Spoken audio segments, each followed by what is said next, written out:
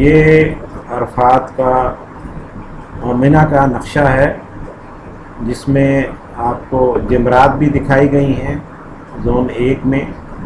یہ 3 پلرز ہیں، پہلا، درمیانہ اور آخری، اور یہ خیمے ہیں، مختلف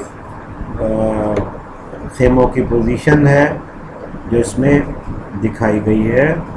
یہ آپ کو مختلف زونز ہیں، ان زونز میں مختلف خیمے ہیں، ان کے بارے میں آگے دی گئی ہے، اور ان کا رنگ اس بات کی نشاندہی کرتا ہے کہ یہ کس ملک کے خیمے یہاں پر لگے ہوئے ہیں۔ مختلف ملکوں کے رنگ اس پہ دکھائے گئے ہیں، جس میں جو ساؤتھ ایسٹ ایشیا ہے اس کے خیمے جو ہیں زرد رنگ سے دکھائے گئے ہیں۔ یہ خیمے زرد رنگ سے دکھائے گئے ہیں، اور یہ خیمے ساؤتھ ایسٹ ایشیا کے، ساؤتھ ایشیا کے۔ یہ منی کا اسٹیشن 2 ہے، یہ اسٹیشن 1 ہے۔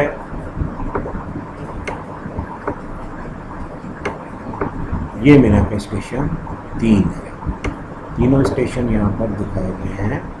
جب آپ عرفات سے روانہ ہوں تو تقریباً 5 سے 6 کلومیٹر کے سفر کے بعد آپ مزدلفہ میں داخل ہو جائیں گے۔ مزدلفہ یہ مسجد نمرہ ہے،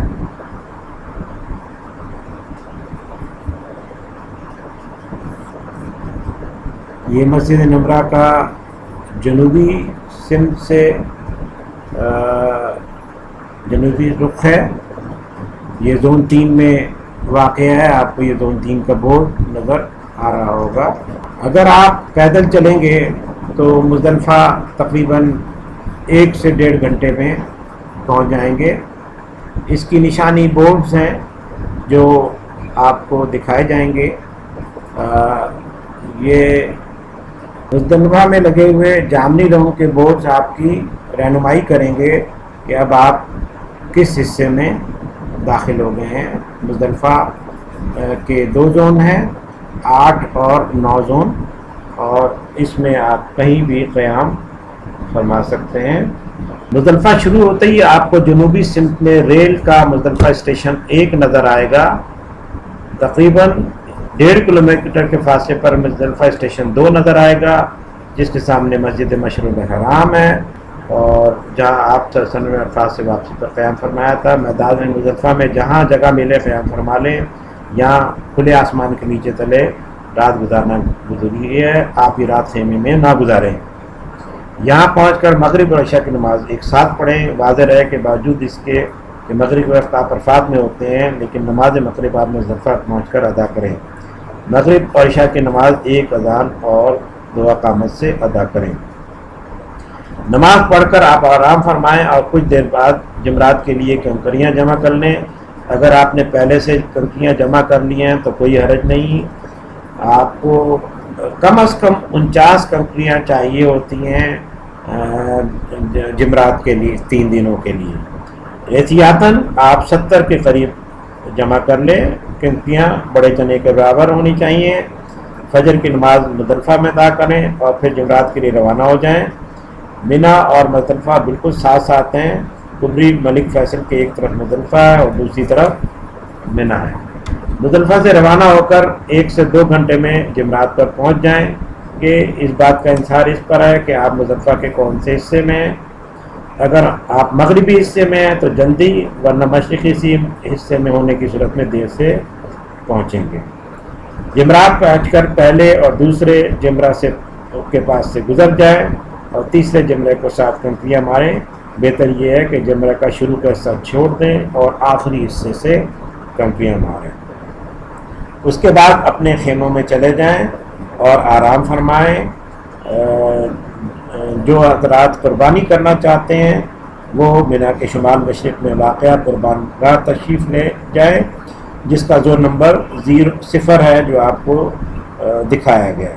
جن لوگوں نے قربانی کے لیے بینک میں پیسے جمع کرا دیے ہیں وہ دیے وقت کا انتظار کریں اور اس کے بعد سر منڈا کر اپنا احرام کھول دیں، پھر اپنے خیموں میں جا کر آرام فرمائیں۔ اس کے بعد اگلا مارحلہ یعنی طواف زیارت کے لیے تیار ہو جائیں اور آپ حرم تشریف لے جائیں اور طواف زیارت کے 7 چکر مکمل کریں۔ طواف زیارت آپ 10 ذی الحجہ، 11 ذی الحجہ اور 12 ذی الحجہ کو کسی بھی وقت ادا کر سکتے ہیں۔ مینا میں 10 اور 11 ذی الحجہ کی رات گزارنا ضروری ہے۔ 11 تاریخ کو بعد نماز ظہر ایک بار پھر جمرات کی طرف روانہ ہو جائیں اور آج پہلے جمرے کو 7، دوسرے کو 7 اور تیسرے جمرے کو بھی 7 کرتیاں ماریں اور واپس اپنے خیموں میں تشریف لے جائیں۔ نماز باجماعت ادا کریں اور ذکر و استغفار کریں۔ 12 تاریخ کو بھی ظہر کے بعد یہی عمل دہرائیں۔ اب آپ چاہیں تو واپس اپنے خیموں میں آ جائیں یا پھر مکہ مکرمہ میں اپنی رہائش پر تشریف لے جائیں۔ اگر طواف زیارت اب تک نہیں کیا ہے تو اب کر لیں۔ نبی صلی اللہ علیہ وسلم نے 12 تاریخ کو بھی مینا میں قیام فرمایا تھا اور آپ 13 تاریخ کو کنکری مارنے کے بعد مکہ مکرمہ کی طرف روانہ ہوئے۔ مکہ مکرمہ چھوڑنے سے پہلے ایک اور طواف ضروری ہے جسے طواف وداع کہا جاتا ہے۔ اپنے وزن روانگی سے پہلے طواف وداع ضرور کریں اور اللہ تعالیٰ سے رو رو کر اپنے گناہوں کی معافی مانگیں۔ اب میں